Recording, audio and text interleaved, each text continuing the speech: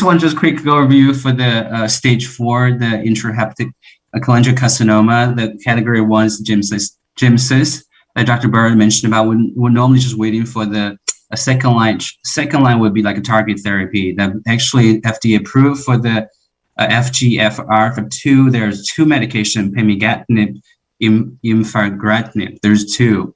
I know Dr. Manga, the patient actually very smart. He sent this medication. If the pemigatinib is not working, can we try infigratinib? So that's very interesting. The patient. Let me just quickly go over this. The ABC02 trial, this published more than 10 years ago. That's gemcitabine versus gemcitabine with cisplatin actually show there's a survival benefit, like a 3 months PFS and 3 months over survival, and response rate 26% versus 15.5%. Let's still consider the standalone treatment, first line treatment, despite the patient had FGFR mutation, IDH1 or BRAF mutation, like Dr. Barrett mentioned about.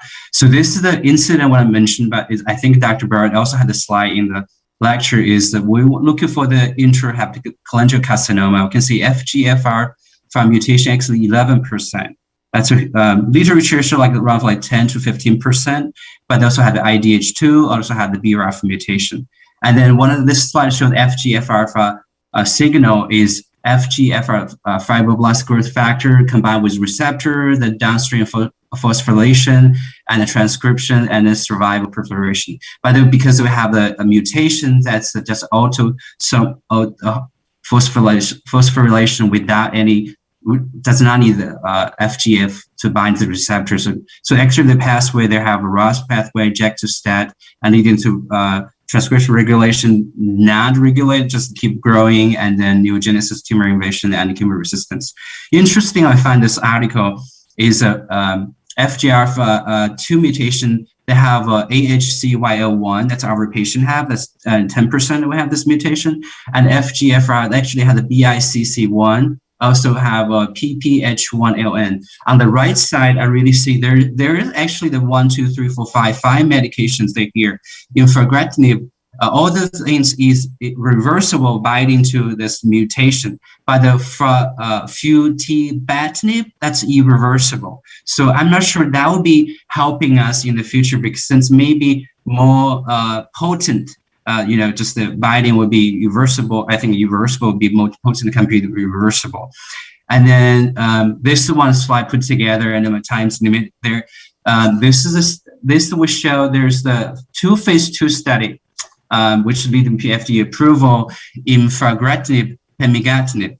We see overall there's a primary outcomes overall response rate 23%, pemigatinib is 35.5%. So actually I had the cohort A, that's the patient only have FGFR2 mutation, they have cohort B and C.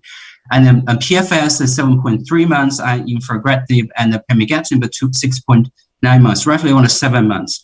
For futibatinib has now reported, and then we know there's derazantinib, that's 5.7 months, and endarlutamide, that's 5.6 months. But we know actually only 29 cases and 7 cases.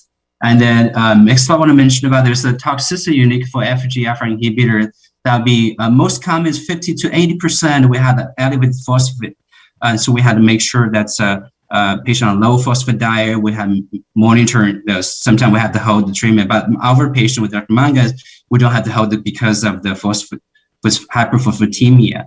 And then the unique toxicity that we have eye toxicity that has retina pigment epithelial detachment. So it's pretty real, less than 5%, but we have to regularly have the eye exam from the ophthalmologist. And the nail toxicity, we can see the onycholysis. That's kind of the unique from the FGFR inhibitor. And this is the one I mentioned about this. They do have. I really like this. Pegorafinib is because you see the FIGHT 302 trial. That's a phase 3 trial. FIGHT 201. That's phase 2, and FIGHT 101. That's phase 1. And also the PROOF trial infigratinib. That's they have ongoing to compare. Can we use a front compared to GEMCIS?